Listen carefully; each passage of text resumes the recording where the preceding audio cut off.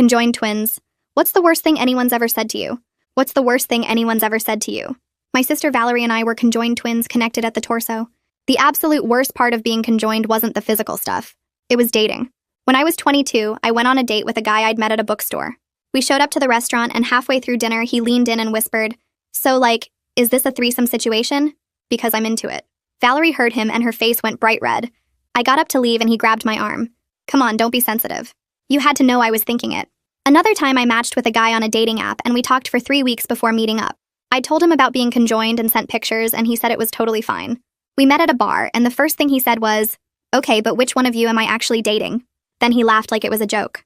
The worst was a guy who made it through 4 dates before he pulled out his phone and asked if he could film us kissing because his friends would never believe this. When I said absolutely not, he got mad and said I was being unfair because he'd put in all this effort. Valerie started crying and he called us dramatic. After that, we pretty much gave up on dating entirely. Then I met Carlos at a coffee shop when he asked if the seat next to us was taken. Valerie had her headphones in reading a book. He started talking to me about what I was reading, and we ended up chatting for an hour. When he asked for my number, I took a deep breath and explained that I was a conjoined twin. He looked at Valerie and then back at me. "I'm not blind. I can see that. So when can I take you out?" Our first date was at an Italian restaurant. Valerie brought a book and headphones and angled herself away as much as she could. Carlos kept his entire focus on me. He asked about my job and my hobbies and what kind of movies I liked. When the waiter brought the check, Carlos didn't make any weird comments about paying for 2 people. He just paid and said he'd love to see me again. On our third date, we were walking through a park and he reached for my hand. He'd figured out which hand to hold so it felt natural. When he kissed me goodnight, he put his hand on my cheek and looked only at me. It was the first time I'd ever felt like someone saw me as just me. A few months in, we were watching a movie at my apartment when Carlos paused it. "I need to ask you something and I don't want it to be weird." My stomach dropped. "Here it comes," I thought. "I really care about you," he said. "And I want to make sure I'm being respectful to both of you. Is there anything I should be doing differently?" Valerie pulled out her headphones. "You're doing great, Carlos. Honestly." He smiled at her. "I just want to make sure everyone's comfortable." That was the moment I knew I loved him. 6 months in, Carlos and I were cooking dinner together when he turned to me. "I love you. I've loved you for a while now, and I needed to tell you." I started crying and said it back. Valerie turned her headphones up louder and focused hard on her book to give us as much mental privacy as possible. A year later, Carlos took me back to the coffee shop where we met. He got down on one knee right there in front of everyone. "You're the most incredible person I've ever met. Will you marry me?" Valerie was crying as hard as I was. Planning the wedding was magical. Carlos came to every dress fitting and helped us find a seamstress who could create something beautiful that worked for both our bodies. Valerie kept insisting on styles she knew I'd love even when they weren't her preference. Carlos's family welcomed us completely. His mom hugged both of us and said she was so happy to have us joining the family. The day of the wedding arrived and I couldn't stop shaking with excitement. Valerie helped me with my makeup and kept telling me how beautiful I looked. We put on the custom dress we'd spent months designing. It was perfect. Walking down the aisle felt surreal. Everyone we loved was there watching. Valerie squeezed my hand and whispered, "You deserve this." Carlos was standing at the altar in his suit, but something was wrong with his face. He was pale and sweating. His hands were shaking. I thought maybe he was just nervous. We reached the front and I smiled at him. He didn't smile back. He was staring past me. The officiant began, "Dearly beloved, we are gathered here today." Carlos held up his hand. "Wait. Stop. I'm sorry." The room went completely silent. My heart was pounding. Carlos's eyes were filled with tears, but he still wasn't looking at me. He was staring at Valerie. "I can't do this," he said. "I tried so hard. I wanted this to work so badly." Now he finally looked at me and I could see he was crying. "You're amazing.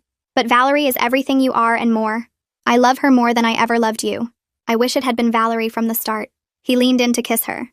Valerie jerked away from him so hard that we both stumbled backward, and she screamed into the microphone that was still clipped to my dress. Her voice echoed through the speakers and bounced off the walls of the ballroom. Carlos froze with his hand still up near her face, and he looked confused like he really thought she was going to kiss him back. The wedding guests jumped to their feet and started shouting questions at us and at each other and at Carlos. Someone knocked over a chair and it clattered on the floor. I stood there in my custom wedding dress with my sister shaking against me, and I couldn't make my brain work. This was supposed to be my wedding day. This was supposed to be the happiest moment of my life. Hala Navarro stepped between us and Carlos with both her hands raised and told him to step back right now. Her voice cut through all the noise and people went quiet for a second. Carlos started talking to Valerie and ignoring Hala completely. He said he'd been in love with Valerie for months, and he thought she felt the same way because of how she smiled at him sometimes. Valerie was crying so hard she couldn't breathe, and I could feel her chest heaving against mine. I finally found my voice and told Carlos he was insane. I told him we were leaving and he needed to stay away from both of us. My voice sounded strange and far away like someone else was talking.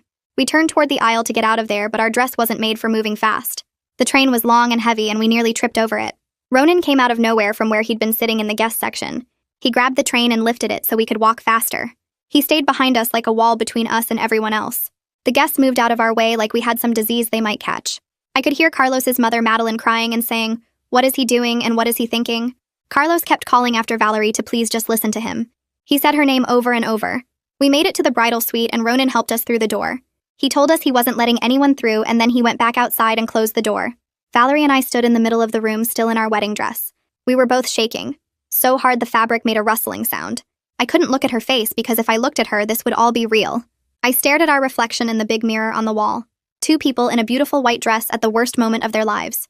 The dress had taken months to design and fit properly for both our bodies. Now it just felt heavy and wrong. Valerie broke the silence and whispered that she never did anything, and she swore she never encouraged him. She couldn't finish the sentence because she was crying too hard. I knew she didn't do anything wrong. I knew this wasn't her fault. But there was this tiny, terrible voice in my head asking how I didn't notice something was wrong. The voice asked what Valerie did that made Carlos think she wanted this. I hated that voice, but I couldn't make it stop. The silence between us filled up with everything we weren't saying to each other. Someone started pounding on the door and Carlos's voice came through. He said he needed to explain, and this was all a big misunderstanding. He said he loved Valerie and she deserved to know the truth. Ronan's voice said something I couldn't hear through the door, and then Carlos went quiet. Valerie was looking at me now and waiting for me to say something. I finally managed to say we needed to get out of here. Those were the only words my brain could form. Ronan knocked and came back in. He told us the venue coordinator was having security remove Carlos from the building. He asked what we wanted to do about the reception. The reception with the expensive food and the band and the cake and 200 guests who just watched my guy confess love for my sister. I started laughing because the whole thing was so crazy it broke something in my brain. Then I was crying so hard I couldn't breathe and Valerie was holding me up. We were still connected at the torso in this stupid dress that was supposed to make me feel beautiful. The venue coordinator came in with the woman who made our dress. They both looked horrified and sorry for us. They helped us into the bathroom attached to the bridal suite. They had to cut some of the fancy buttons and ties because we were shaking too much to undo them ourselves. We ended up in our regular clothes that we'd brought to change into for leaving on our trip. That made everything worse because I'd packed those clothes this morning thinking about getting changed with Carlos to go to the airport. Now we were just two people in jeans and shirts standing in a bathroom at a wedding that didn't happen. Ronan drove us home in his car. We sat in the back seat and both stared out opposite windows. My phone kept buzzing with calls and texts, but I couldn't look at it. I couldn't face anyone's questions or their pity or their need to know what happened. Valerie's phone was buzzing too, and she finally just turned it off completely. I followed her and turned mine off too because the sound was making my head hurt. We got back to our apartment and everything was exactly how we left it this morning. My makeup was still scattered all over the bathroom counter. Our breakfast dishes were still in the sink. Ronan asked if we wanted him to stay, but I told him we needed to be alone. He made us promise to call him if we needed anything, and then he left. The door closed behind him, and Valerie and I were alone in the apartment that was supposed to be empty tonight while we were on our trip for after the wedding. We ended up on the couch without really deciding to go there, just sort of drifting into the living room because we had to go somewhere. I sat down and Valerie sat down because we're connected at the torso, and that's how it works. We were still wearing the regular clothes we'd changed into at the venue, jeans and shirts that were supposed to be for traveling to the airport. My phone was on the coffee table where I'd left it this morning when everything was normal. Valerie's hands were in her lap and she wasn't moving. I kept replaying the moment when Carlos said he loved her, trying to figure out when it happened. When did he decide? Was it during our engagement when he came to dress fittings? Was it months ago when we were just dating? I kept going through memories looking for signs I missed. Every time he smiled at both of us, was he really smiling at her? Every time he asked if we were both comfortable, was he checking on her specifically?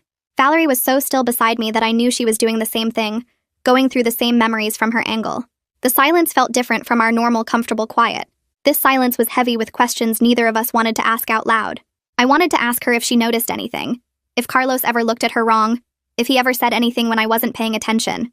But asking meant suggesting maybe she did something and I knew she didn't. My brain knew that. But there was this tiny voice asking anyway. The apartment was too quiet. Usually we'd have music on or the TV going, but right now the silence pressed down on everything. I could hear the fridge humming in the kitchen and cars passing outside and Valerie breathing next to me. We sat there for hours. I don't know how many hours. Time felt weird and stretched out. My legs got stiff from not moving, but I didn't want to get up because getting up meant deciding what to do next. And I had no idea what came next. How do you move forward from your wedding getting stopped at the altar? What's the normal thing to do after your guy confesses love for your sister in front of everyone you know? Around midnight, Valerie finally spoke. Her voice came out small and broken, and she asked if I wanted her to apologize. I turned to look at her, and her eyes were red from crying earlier, and she looked scared. I told her there was nothing to apologize for because she didn't do anything wrong. The words came out automatically because they were true. She didn't do anything. She never encouraged Carlos. She always angled away during our dates and barely talked to him directly.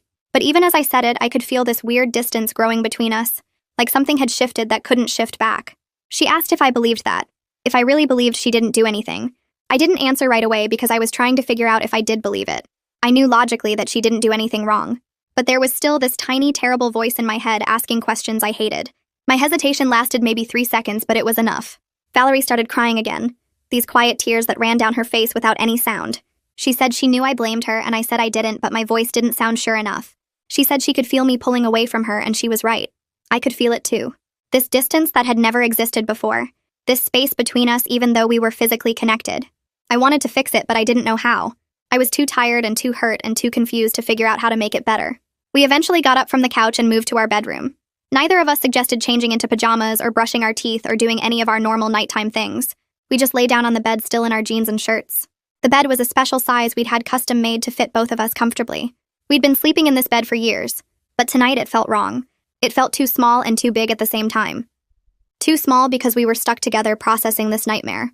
Too big because it was supposed to be empty tonight while we were in a honeymoon suite at some fancy hotel Carlos had booked. I'd been so excited about that hotel. I'd looked at pictures of the room online and imagined waking up there tomorrow morning as a married person. Now I was in my regular bed in my regular apartment, and nothing would ever be regular again. I could feel Valerie awake beside me. Her breathing was all wrong for sleep, too fast and too shallow. I knew she could feel the same thing from me. We were both just lying there in the dark, pretending to try to sleep. The clock on my nightstand glowed 12:47 in blue numbers, then 1:15, then 1:38. I watched the numbers change and tried not to think about anything, but my brain wouldn't stop. Every time I closed my eyes, I saw Carlos's face at the altar, saw him looking past me at Valerie, heard him saying she was everything I was and more. My phone started buzzing around 2 in the morning. It was on my nightstand and the vibration was loud in the quiet room. I picked it up and saw dozens of messages from Carlos. I opened them even though I knew I shouldn't. He was saying he was sorry for the timing but not for his feelings. He said he'd been in love with Valerie for months and couldn't go through with marrying me knowing the truth. He said it wouldn't be fair to any of us to start a marriage built on a lie. He said Valerie had been giving him signs and he knew she felt the same way. He said he had to be honest before we made a terrible mistake. The messages kept coming while I was reading them. He said he thought about telling me sooner but didn't know how. He said he tried to fight his feelings but they were too strong. He said Valerie deserved to know that someone saw her as beautiful and special. Each message made me feel sicker. This was insane. He was talking about Valerie like they had some kind of relationship, like there was something between them that existed outside his head. I wanted to throw my phone across the room, but I just kept reading because I couldn't stop. I showed Valerie the messages without saying anything, just held the phone where she could see it. I watched her face go white as she read them. She started shaking her head before she even finished reading. She said she never gave him any signs, her voice getting louder and more upset.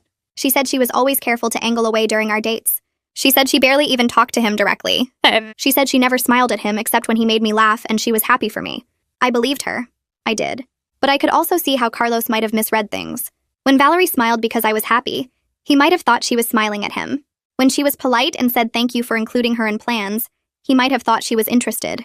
The thought that her just existing near him was enough to make him create this whole fantasy made everything more complicated. It meant she couldn't have done anything differently. It meant just being Valerie was the problem in Carlos's mind. She kept reading the messages and crying and saying she didn't want this. She never wanted this. I put my phone down and we lay there in the dark not talking. What was there to say? Carlos had built a whole relationship with Valerie in his imagination and destroyed our real relationship in the process. We spent the next day fielding calls from family and friends. My phone started ringing around 9 in the morning and didn't stop. Everyone wanted to know what happened, why the wedding got called off, if we were okay. I let most of them go to voicemail because I couldn't explain this story over and over. I couldn't handle the questions about whether Valerie did something to encourage him. I could hear it in people's voices even when they didn't ask directly. This curiosity about what she did to make Carlos fall for her. Like she must have done something. Like Carlos couldn't have just invented feelings out of nothing. My sister's phone was ringing too. Her mom called and Valerie actually answered. I could hear her trying to explain through tears that she didn't want this, didn't ask for this, would never do that to me. Her mom was saying she knew that. She believed her. But I could hear the confusion in her voice too. Everyone was confused because the situation was insane. How do you explain that the groom stopped the wedding to confess love for the bride's conjoined twin sister? It sounded like something from a bad movie, not real life. But it was real, and we were living it, and everyone we knew was calling to ask about it. Carlos's mother, Madeline, called me directly around noon, and I made the mistake of answering. She was crying so hard I could barely understand her at first. She kept saying she was sorry. She was so sorry. She didn't understand what Carlos was thinking. She said she was horrified and ashamed of her son. She said she'd raised him better than this, and she didn't know where this came from. She said Carlos was insisting that Valerie led him on somehow, but she didn't believe him. She said she knew us, and she knew Valerie would never do that. Her sympathy somehow made it worse because it meant this really happened. It wasn't a nightmare I could wake up from. Carlos's own mother was apologizing for him, which meant it was real, and everyone knew about it. I told Madeline it wasn't her fault and she didn't need to apologize. She said she wanted to do something to help, to make it right somehow. I told her there was nothing she could do and we needed space from Carlos's family right now. She said she understood and would respect that. After I hung up, I felt worse than before the call. Madeline was a nice person who didn't deserve to be caught in the middle of her son's breakdown or whatever this was. Ronan came over that evening with bags of Chinese takeout. He didn't call first, just showed up and knocked on the door. When I opened it, he held up the bags and said he correctly guessed we haven't eaten. He was right. We hadn't eaten anything since breakfast yesterday before the wedding. He came in and unpacked the food on our coffee table and turned on some random comedy show on TV. He didn't ask questions or want to talk about what happened. He just sat with us and made sure we ate something and laughed at the stupid show. His presence was the first thing that felt normal since the altar. I was grateful for his friendship in a way I'd never been before. He didn't treat us like we were broken or like this was some fascinating disaster to discuss. He just brought food and sat with us like a normal Tuesday evening. When he left around 9, he made us promise to call him if we needed anything. He said he meant it, anytime, day or night. After he left, the apartment felt emptier than before he came. The dress shop owner called the next morning. She said she needed to discuss what to do with our custom wedding dress. Her voice was gentle, like she was talking to someone who might break. She said the dress was still at her shop and she wanted to know our plans for it. The dress cost thousands of dollars and took months of fittings to create something that worked for our bodies. We'd spent hours in that shop trying on samples and picking fabrics and discussing how to make something beautiful that fit us both. The seamstress had been so excited about the project, said it was the most interesting design challenge she'd ever had. Now it was just sitting in the shop as evidence of the worst day of our lives. The owner offered to try to resell it, but we both knew that was impossible. No one else had our specific body configuration. The dress was made for exactly 2 people, and those 2 people were us. It was essentially worthless except as a very expensive reminder of what didn't happen. I told her to donate it or throw it away or whatever she wanted to do with it. I never wanted to see it again. She said she'd take care of it, and again her voice had that gentle, careful tone that made me want to scream. We started getting bills and invoices for the wedding over the next few days. The venue sent their final invoice charging us for the full reception, even though no one ate the food or danced to the band. The caterer wanted payment for the meal they'd prepared. The photographer sent a bill for showing up even though there were no wedding photos to take. The florist charged us for the flowers that decorated the venue. Every envelope that arrived felt like another punch. I sat at my kitchen table with a calculator and added up the numbers. We were out tens of thousands of dollars for a wedding that ended at the altar. Money we'd saved for months. Money our families had contributed. All gone for nothing. I still had to figure out what to do about the honeymoon tickets and hotel reservations. The resort in Mexico where we were supposed to be right now. I'd have to call and cancel and probably pay cancellation fees because we were past the deadline. I'd have to call the airline about the tickets. Every single thing we'd planned and paid for had to be undone, and each thing cost money to undo. I looked at the stack of bills and felt this crushing weight of how much Carlos's decision at the altar was going to cost us in actual dollars, not even counting the emotional cost. 2 days later, my phone started buzzing again with texts from Carlos. He sent 5 messages in a row saying he needed to talk to us in person, that texting wasn't enough to explain what he was feeling. He wrote that he owed us both a real conversation about everything that happened at the altar. I showed the messages to Valerie and watched her face go pale as she read them. She asked in a quiet voice if I wanted to hear him out, and I told her absolutely not. There was nothing he could say that would make any of this better. Her whole body relaxed when I said that, and she admitted she didn't want to see him either. She said the thought of being in the same room with him made her feel sick to her stomach. I blocked his number on my phone and told her to do the same on hers. A week after the wedding, I woke up to Valerie screaming beside me. Her whole body was shaking so hard it jerked both of us in the bed. I grabbed her arms and asked what was wrong, and she kept screaming for a few more seconds before her eyes actually focused on me. She was crying and gasping for air, and it took her a full minute to calm down enough to talk. She told me she'd been dreaming that Carlos was forcing her to kiss him, and she couldn't get away because we're connected at the torso. In the dream, she couldn't protect herself or me, and he just kept coming closer no matter how much she tried to pull back. I held her while she cried and felt this terrible guilt wash over me. I'd been so focused on my own pain and betrayal that I hadn't fully thought about what this was doing to Valerie. She had her own version of this nightmare to process, and I'd barely acknowledged it. She didn't choose to be part of Carlos's confession, and she couldn't escape the fallout any more than I could. We tried to get back into some kind of normal routine over the next few days, but everything felt wrong. I couldn't make myself go back to work yet because I couldn't face my coworkers and their questions and pity. Valerie usually read or worked on her hobbies while I was working, but now she was jumpy and anxious all the time. Every sound made her flinch, and she couldn't focus on anything for more than a few minutes. We were both moving through our apartment like ghosts, going through the motions of making food and getting dressed without really being present. The silence between us felt heavy and uncomfortable in a way it never had before. 2 weeks after the wedding, our apartment intercom buzzed in the middle of the afternoon. I pressed the button to ask who it was, and Carlos's voice came through the speaker. He was begging to talk to Valerie, saying he just needed 5 minutes to explain himself to her. Valerie panicked immediately, grabbing my arm so hard her nails dug into my skin. I told Carlos through the intercom to leave right now or I was calling the police. He kept talking like he hadn't heard me, insisting that Valerie deserved to hear his side of things. He said she was controlled by me and couldn't make her own choices. I hung up the intercom and called Ronan, my hands shaking so bad I could barely dial. Ronan showed up 15 minutes later and found Carlos still standing outside our building.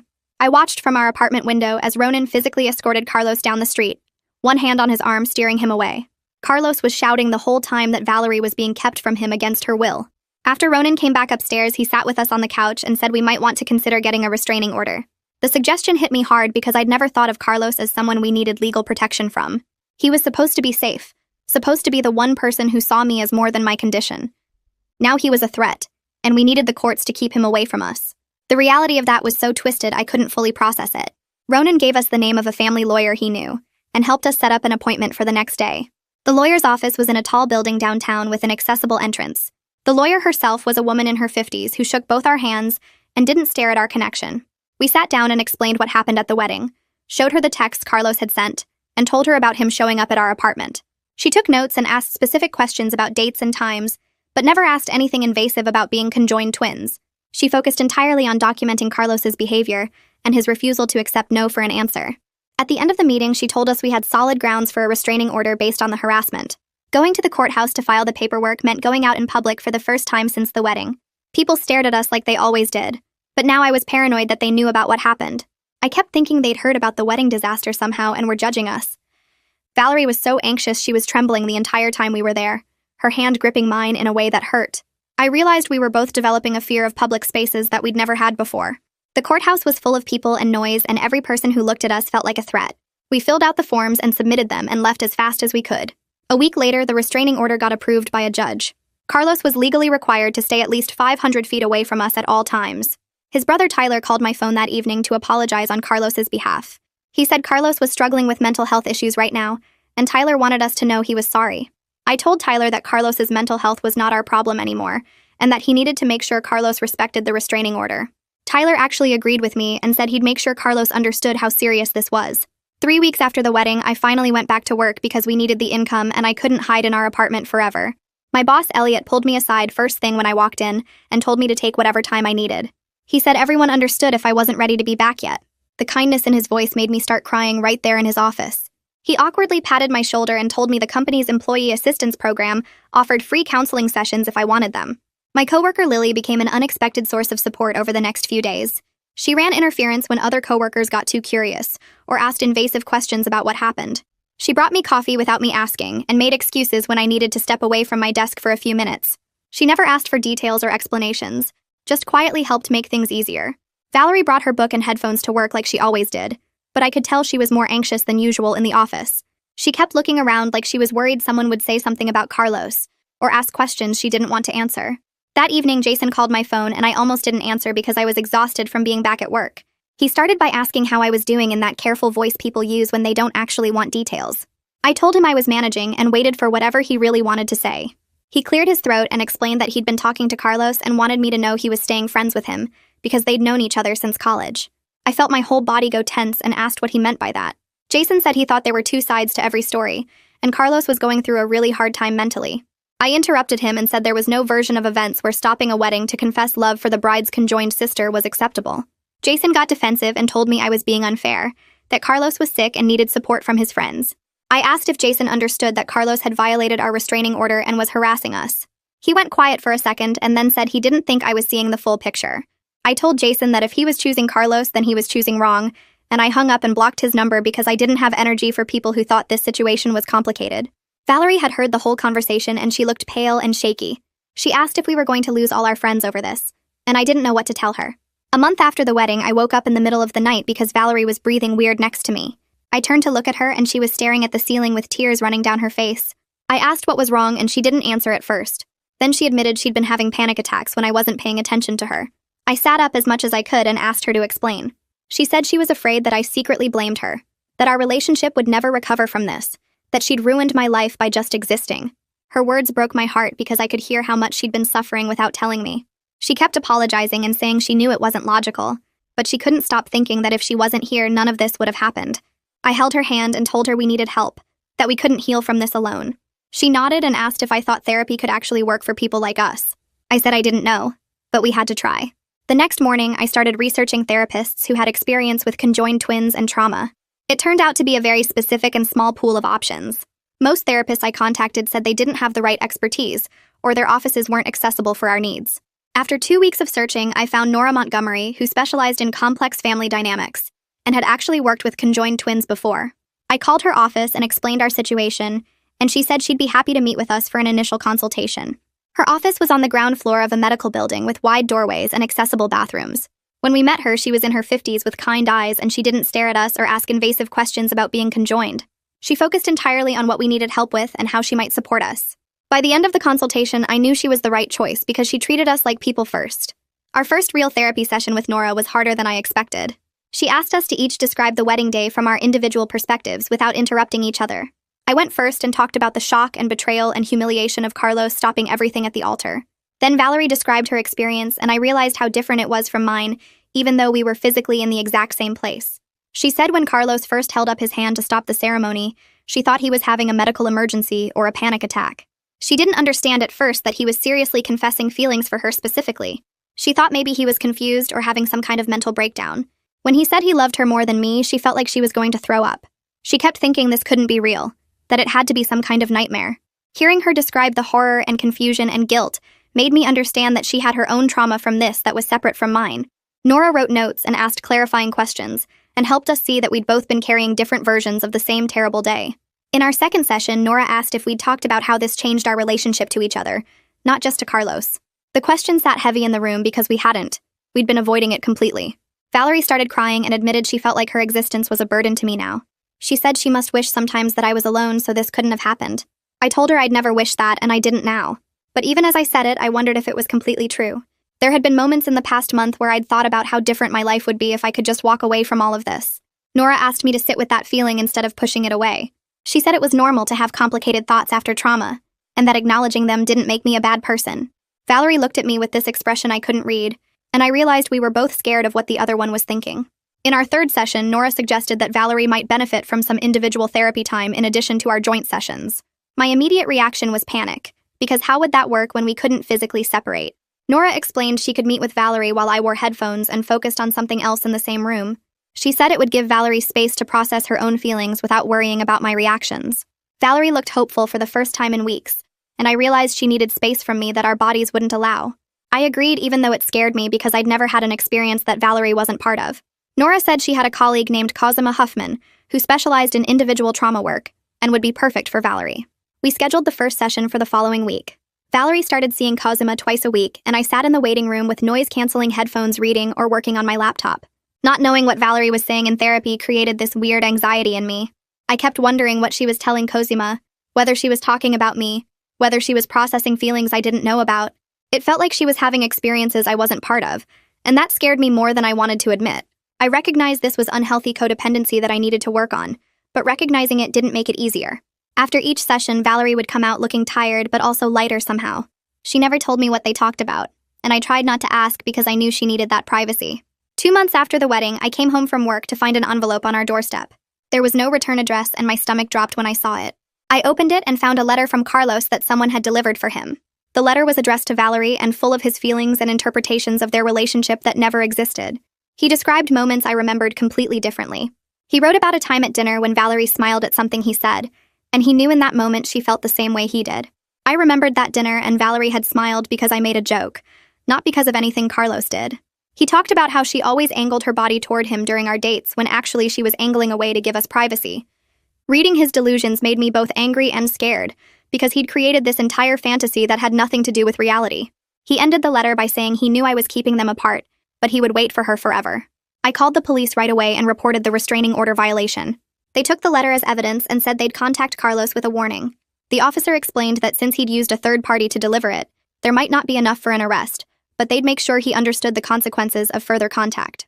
That evening, Tyler called my phone. His voice was more serious than the last time we talked.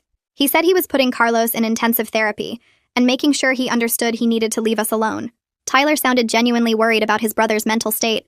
He kept saying Carlos wasn't thinking clearly and needed professional help. I felt a flash of sympathy before remembering that Carlos's issues weren't my responsibility anymore. I told Tyler I appreciated him taking it seriously, but we needed Carlos to stay away completely. Tyler promised he would make sure of it. In our next therapy session, Nora asked me what I was most angry about beyond the obvious betrayal. I had to think about it because there were so many layers to my anger. Then I realized I was most angry that Carlos made our conjoined status the center of the drama. He turned what was supposed to be proof that someone could love me as an individual into the ultimate evidence that I wasn't seen as separate from Valerie. All those years of dealing with guys who fetishized us or couldn't see past our physical connection, and Carlos seemed different. He seemed like he understood that I was my own person. But in the end, he reduced us both to our physical connection in the worst possible way. He proved that all my dating fears were justified, that no one would ever really see me as just me. Nora listened and then asked if I believed that was true, or if that was the story my trauma was telling me. I didn't have an answer. That evening after our therapy session, Valerie sat on the couch with her hands folded in her lap, the posture she always took when she needed to say something difficult. She told me Cosima had asked her a question during their individual session that afternoon. The question was when she last did something just for herself, something she chose without thinking about my preferences or our shared schedule. Valerie admitted she couldn't answer because she didn't know. She said we've always coordinated everything because our bodies require it, but somewhere along the way she stopped even considering what she wanted separate from what we needed as a unit. She looked at me and said she wanted to start exploring hobbies and interests that belonged only to her, even though I'd be physically present while she did them. I felt this weird mix of relief and fear because part of me wanted her to have that independence, but another part worried about what it meant for us. Over the next week, we started making small changes to how we operated day to day. Valerie signed up for an online creative writing class that met Tuesday and Thursday mornings during my work hours. She didn't ask my opinion on the class or check if the schedule worked for me first, just sent me the confirmation email after she'd already registered. The first morning of class, I sat at my desk working on spreadsheets while she put in her headphones and logged into the virtual session. I could see her screen angled away from me, could see her typing notes and participating in the chat, but I had no idea what the instructor was saying or what stories the other students were sharing. The parallel activities in the same physical space felt strange at first, like we were occupying two different worlds while connected at the torso. But after a few sessions, it started feeling good, like we were practicing a kind of independence that our bodies would never allow in the traditional sense. Valerie would finish class and tell me a little about what they'd discussed, but she didn't share everything, and I didn't ask. 3 months after the wedding, I opened my email one morning to find a message from Hala. The subject line just said, "checking in," and I stared at it for a full minute before opening it. She wrote that she'd been thinking about us constantly since the wedding, that in 15 years of officiating ceremonies, she'd never witnessed anything like what Carlos did at the altar. She said she hoped we were doing okay, and offered to meet for coffee if we thought it might help to talk. She included her personal phone number and said no pressure, just wanted us to know she was thinking of us. I showed the email to Valerie, and she made a face that said she was skeptical about Hala's motives.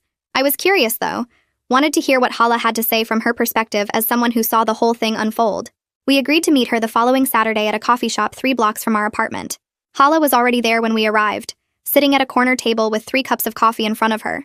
She stood up when she saw us, and her face showed genuine concern, not the curiosity or pity we usually got from people who knew our story. She gestured to the chairs and we sat down, Valerie angling herself slightly away out of habit. Hala pushed 2 of the coffee cups toward us and said she wasn't sure how we took our coffee, so she got 1 black and 1 with cream and sugar. The small thoughtfulness of bringing coffee for both of us made my throat tight. Hala started talking about the wedding and how she couldn't stop replaying that moment in her mind. She said she's seen plenty of weddings that probably shouldn't happen, ceremonies where she could sense doubt or hesitation from the bride or groom. Usually there are signs in the weeks leading up to the wedding, cold feet or arguments or family drama that hints at problems. With us, though, everything seemed completely genuine right up until Carlos raised his hand to stop the ceremony.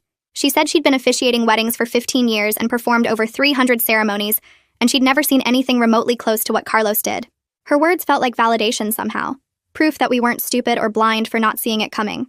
She told us about other weddings where grooms or brides had doubts, ceremonies she'd paused to give couples a moment to reconsider, even one wedding where the bride called it off during the vows. But none of those situations involved someone redirecting their feelings to a sibling, and definitely not to a conjoined twin sister. Hala looked directly at Valerie and said what Carlos did was uniquely cruel, because he involved her without her consent, made her part of his betrayal in a way that violated her autonomy completely. She said Carlos didn't just hurt me by rejecting me at the altar. He also violated Valerie by projecting his delusions onto her and forcing her into a situation she never asked for or wanted. Hearing someone else name the specific harm done to Valerie helped me understand something I'd been struggling with. Valerie's trauma from that day was different from mine, but just as real and valid. I'd been so focused on my own pain of being rejected that I hadn't fully grasped how Carlos had used Valerie, turned her into an object of his fantasy without her permission. Valerie started crying quietly, and Hala reached across the table to squeeze her hand, then pulled back quickly like she wasn't sure if the touch was okay. We stayed at the coffee shop for almost 2 hours, Hala sharing stories from her years of officiating, and us talking about what the past 3 months had been like. When we finally left, Hala hugged us both and said to call her anytime, that she meant it about staying in touch. Back in our next joint therapy session with Nora, she asked us to talk about what our relationship would look like going forward. She said we'd spent months processing the trauma and working through the immediate aftermath, but we hadn't really discussed rebuilding or what comes after survival mode. Valerie shifted in her seat and admitted she was scared we'd never feel completely comfortable with each other again. She said there would always be this wedge between us, this knowledge that Carlos wanted her instead of me, and she didn't know how we'd ever get past that. The words hung in the air, and I felt Nora watching us both, waiting to see how I'd respond. I turned as much as I could to look at Valerie directly, and told her I didn't want her to be someone different or disappear or make herself smaller to make me feel better. The words came out raw and honest, surprising me with how much I meant them despite all the hurt and confusion still mixed in. Valerie started crying and said she'd been trying to be invisible since the wedding, trying to take up less physical and emotional space somehow. I could see it was true in the way she'd been holding herself the past few months, the way she'd been apologizing for existing. We sat there crying together while Nora let us have the moment without interrupting. Our next session 2 weeks later turned into what Nora later called a breakthrough. She asked us to identify unhealthy patterns in how we related to each other and the world, patterns that might have made us more vulnerable to what Carlos did. I admitted I'd been defining myself through romantic relationships my whole adult life, seeing them as proof of my individual worth and value as a person separate from being a conjoined twin. Every relationship was a test I was trying to pass, evidence that someone could see me as just me and not as part of a unit. Valerie said she'd been making herself small for years to help me have those relationships, erasing her own presence and preferences so I could feel more independent. She'd angle away on dates, wear headphones constantly, never voice her own opinions about my boyfriends even when she had concerns. Neither pattern was healthy, and both had set us up to be hurt by someone like Carlos, who seemed to validate my need to be seen as separate, while secretly fixating on Valerie. Nora helped us see how Carlos had exploited the exact dynamics we'd created, using my desperation to be chosen as an individual, and Valerie's habit of self-erasure to build his fantasy. 4 months after the wedding, I was at work when Ronan stopped by my desk with his lunch. He'd been doing that a lot lately, just casually eating lunch near me and making stupid jokes to try to get me to smile. That day, he told me this ridiculous story about his neighbor's cat that somehow ended up in his apartment and knocked over his entire spice rack. The way he described finding the cat covered in paprika and turmeric was so absurd that I started laughing. The sound of my own laughter surprised me because I couldn't remember the last time I'd felt anything close to joy. The laugh came from somewhere deep in my chest and felt rusty from lack of use, but it was real and genuine. Valerie looked up from her book and smiled at me, and for just a second we looked at each other and acknowledged something important. Maybe we were going to be okay eventually, even if we weren't okay yet. The moment passed quickly, but it felt significant, like we'd crossed some invisible line from just surviving to actually living again. A few days later, an envelope arrived in our mail with Madeline's return address. My hands shook as I opened it because I didn't know what to expect from Carlos's mother. Inside was a handwritten letter on nice stationery, the kind people use for important correspondence. Madeline wrote that she'd been struggling with what to say to us for months, that she felt responsible somehow for not seeing signs of her son's issues earlier. She said she'd replayed every interaction trying to figure out when Carlos started developing his delusions about Valerie, but she couldn't pinpoint a moment. She apologized for Carlos's actions and for the pain he'd caused us both, even though she knew her apology couldn't undo the damage. At the bottom of the letter, she wrote that she understood if we never wanted to hear from their family again, but she wanted us to know she was thinking of us. Tucked inside the envelope was a check for $5,000 with a note saying it was to help cover some of the wedding costs, the least she could do given the circumstances.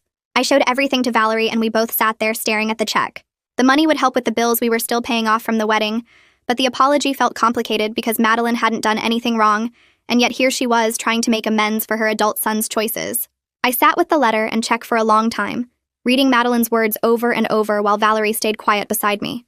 The money would help with the bills, but accepting it felt like keeping a door open to Carlos's family that I needed to close. I showed Valerie the amount and she nodded slowly, understanding without me having to explain. We talked about it that night and agreed that we needed to cut contact completely, that every interaction with Madeline or Tyler would be a reminder of the wedding and what Carlos did. I drafted a polite email thanking Madeline for the apology and the check, explaining that we needed space to heal and wouldn't be maintaining contact going forward. Tyler responded within hours saying he understood completely and hoped we would find peace, that he wouldn't reach out again unless we contacted him first. His message was kind and respectful and made me sad because Tyler had been a good friend during the engagement, but letting go of Carlos's family felt necessary even though it hurt. Cutting those ties added another layer of grief to process because I'd imagined holiday dinners with Madeline and game nights with Tyler, a whole future family that disappeared when Carlos stopped the wedding. At our next therapy session, Valerie was quieter than usual and kept fidgeting with her hands. Nora noticed and asked what was going on, and Valerie took a deep breath before speaking. She said she'd been afraid for months that I would resent her forever, that being conjoined meant I could never fully get away from the person Carlos chose over me. Her voice cracked when she said it, and I felt my chest tighten because I hadn't realized she was carrying that specific fear. Nora leaned forward and said something that shifted both our perspectives. She pointed out that Valerie wasn't actually the person Carlos chose because Carlos never knew Valerie as a real person. He'd created a fantasy based on proximity and projection. Carlos had built an entire imaginary version of Valerie in his head that had nothing to do with who she actually was. The reframing helped me see that Carlos's delusion wasn't about Valerie's real self any more than his initial love for me had been about my real self. He'd been relating to fantasies the whole time. Valerie started crying and said she'd been so worried that some part of her had actually encouraged him without meaning to. But Nora explained that Carlos's issues with intimacy and commitment had created the delusion regardless of anything Valerie did or didn't do. 5 months after the wedding, we started making deliberate choices to create new memories that weren't connected to Carlos. We found a different coffee shop across town that became our new regular spot, a place with comfortable chairs and good Wi-Fi where we could sit for hours without anyone bothering us. The coffee shop where I'd met Carlos stayed off limits by unspoken agreement because neither of us wanted to walk past the table where he'd first asked for my number. We also started a weekly movie night with Ronan at our apartment, just the 3 of us with pizza and whatever film Ronan picked from his extensive collection of ridiculous action movies. Those Friday nights became something I looked forward to because they were purely about friendship and laughter, with no romantic complications or painful associations. We were building positive experiences to layer over the trauma, not trying to erase what happened but making it less central to our story. One afternoon at work, I caught myself wondering what it would be like to go on a date again, and immediately felt guilty, like thinking about dating was somehow betraying the seriousness of what Carlos had done. The thought made me feel disloyal to my own pain, and to Valerie, who'd been hurt just as badly. At our next therapy session, I mentioned it to Nora, and she surprised me by saying it was actually healthy that I was considering future relationships, even if I wasn't ready yet. She explained that thinking about dating meant Carlos hadn't destroyed my ability to hope or to imagine connection with someone new. Valerie spoke up then, and admitted she was scared of me dating again, because what if the same thing happened? What if another guy developed feelings for her instead? I realized we needed to work through this fear together before I could actually move forward, because Valerie's anxiety about my dating would affect both of us, given our physical connection. We spent the rest of that session and the next one having an honest conversation about what dating would look like for me in the future. We talked about all the complications that came with being conjoined, how any relationship I had would involve Valerie by necessity, even though she'd try to give us privacy. Valerie said she didn't want me to give up on relationships because of what Carlos did, but she needed me to choose partners more carefully and watch for warning signs. I agreed and admitted something I'd been avoiding, that I'd ignored some red flags with Carlos because I was so grateful someone seemed to accept our situation. Looking back, I could see moments where Carlos had been too interested in our conjoined status, asking too many questions about how we coordinated things, but I'd dismissed my discomfort because he was otherwise so perfect. 6 months after the wedding, Nora gave us a new exercise in therapy. She asked us each to describe our individual identities separate from being conjoined twins, to talk about ourselves without referencing our physical connection. The request was harder than it should have been because we'd been defined by being conjoined our entire lives. It was the first thing people noticed, and often the only thing they saw. I struggled to find words at first, but eventually talked about my work in administration and how I was good at organizing systems, about my sense of humor that leaned toward sarcasm, about my determination to keep trying even when things were hard. Valerie described her creativity and love of writing, her empathy that made her good at understanding other people's feelings, her quiet strength that let her handle difficult situations without falling apart. Listening to her talk about herself as an individual person made me realize how often I thought of us as a unit, rather than 2 separate people who happened to share a body. The exercise helped us both start seeing ourselves as individuals with distinct personalities and interests, not just as the conjoined twins. A few days later, Valerie asked if I wanted to read something she'd written for her creative writing class. She'd never shown me her writing before because it was the one thing that was entirely hers, but now she was choosing to share it with me. The short story was beautiful and sad, about a woman learning to navigate grief after losing her mother. It had nothing to do with being conjoined or with what happened at the wedding, just a moving exploration of loss and memory that showed how talented Valerie was.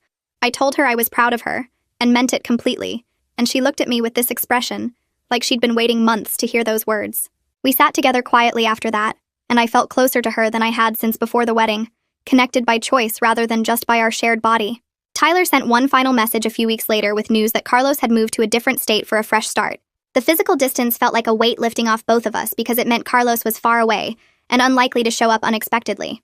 Tyler confirmed that Carlos was in intensive therapy and had finally accepted that his feelings for Valerie were a delusion, based on his own issues with intimacy and commitment. The explanation didn't excuse what Carlos did or make the damage less real, but it helped somehow to know he was getting professional help and was hundreds of miles away from us. 7 months after the wedding, I went on a casual coffee date with someone I'd met through work. His name was Jerry, and he worked in the IT department. We'd been chatting at lunch for a few weeks, and he'd asked if I wanted to get coffee sometime. Valerie brought her laptop and worked on her writing while I talked to Jerry about his job and his hobbies. The date was fine, but not special. The conversation pleasant without any real spark or connection. I was okay with that because it proved I could go on a date without it being everything, without putting all my hopes for validation into one person. Afterward, Valerie asked if I was okay, and I realized she'd been anxious the whole time, worried about me getting hurt again, or about Jerry developing inappropriate feelings for her. We talked about her anxiety, and I promised to be more careful and more aware of warning signs going forward. Our next therapy session focused specifically on how to support each other through future relationships without losing our individual identities or repeating old patterns. Nora helped us establish boundaries and communication strategies that respected both our physical connection and our emotional separateness. We practiced ways Valerie could signal if she felt uncomfortable with someone I was dating, and ways I could check in with her without making her responsible for my romantic choices. Nora gave us practical tools for navigating the unique challenges of dating while conjoined, like how to create privacy within our shared physical space, and how to maintain separate emotional lives even though we experienced many things together. The session felt helpful and concrete rather than just theoretical, giving us actual strategies we could use going forward. Walking out of Nora's office that day, I felt like we had a roadmap for the future that acknowledged our reality without letting it limit us completely. 8 months after the wedding, Ronan told me about a support group that met Tuesday evenings at a community center downtown. The group was for people who'd experienced public humiliation or betrayal, and he thought it might help us feel less alone in what we'd been through. Valerie was nervous about going, but agreed to try one session, so we showed up on a rainy Tuesday and found 12 other people sitting in a circle of folding chairs. The facilitator was a woman in her 50s who welcomed us and explained that everything shared in the room stayed confidential. We listened to a man talk about being fired in front of his entire department for something he didn't do, and a woman describe her husband leaving her at their anniversary party for her cousin. Each story was different, but they all had that same core of public shame, of having your worst moment witnessed by everyone you knew. When it was our turn to share, I gave the basic facts about Carlos stopping our wedding to confess love for Valerie, and the room went completely silent for a moment before people started nodding with understanding. After the meeting ended, 3 people came up to us separately to say they were sorry, and that what happened to us was uniquely awful. Valerie was quiet on the drive home, but the next Tuesday she said she wanted to go back and we started attending regularly. The 4th week we attended, the facilitator asked if anyone had something they needed to get off their chest, and Valerie raised her hand before I could even process what was happening. She talked about how she felt like she'd ruined my life just by existing, how she carried guilt for being the object of Carlos's delusion, even though she never encouraged him. She cried while she spoke and her voice shook, but she got through the whole thing without stopping. The group responded with such kindness and validation, telling her that she was a victim too, that Carlos had violated her consent by making her part of his fantasy. I reached over and squeezed her hand and told her I was proud of her, and she looked at me with this expression of relief like she'd been waiting months to hear those exact words. Our birthday fell on a Saturday 2 weeks after that support group session, and we decided to do something different this year instead of our usual joint celebration. We each picked one activity and one meal, and we spent the morning doing what I wanted, which was going to a farmer's market, and then getting brunch at this cafe I loved. Valerie brought her laptop and worked on her writing while I browsed the market stalls and talked to vendors, and it felt good to do something that was mine while she did her own thing in the same space. In the afternoon, we did Valerie's choice, which was visiting a botanical garden and then getting Thai food for dinner. I brought a book and read on the benches while she took her time looking at every plant and taking photos on her phone. The day wasn't about us being conjoined twins having a birthday. It was about 2 separate people who happened to share a birthday, celebrating the things that made them individually happy. That small shift in perspective felt huge, like we were finally seeing ourselves as individuals who shared a body rather than just one unit. 9 months after the wedding, Nora scheduled what she called a termination session to discuss ending our regular weekly therapy. We'd been meeting with her every week since a month after the wedding, and she felt we'd done the hardest work of processing the trauma and rebuilding our relationship. She explained that we were ready to move to as-needed sessions, that we'd developed the tools to handle challenges without weekly therapeutic support. The idea scared both of us because therapy had become this anchor in our week, this guaranteed space to work through everything. Nora reminded us that ending regular sessions didn't mean we couldn't come back if we needed to, that her door was always open for check-ins or crisis support. She said the fact that we were scared to stop was actually a good sign, proof that we'd formed a healthy therapeutic relationship and done real work together. We agreed to try it, to practice living without the weekly structure and see how we managed on our own. Walking out of her office that day felt different from all the other times, more final but also like an accomplishment, evidence that we'd healed enough to move forward without constant professional support. 2 weeks after our last regular therapy session, Valerie and I were sitting in our apartment on an ordinary Wednesday evening. She was working on a short story at her laptop, and I was reading a book I'd picked up at the library, and I realized the moment felt peaceful in a way it hadn't since before the wedding. We weren't fixed or back to how we were before Carlos, but we were okay in a new way that acknowledged what happened and how it changed us.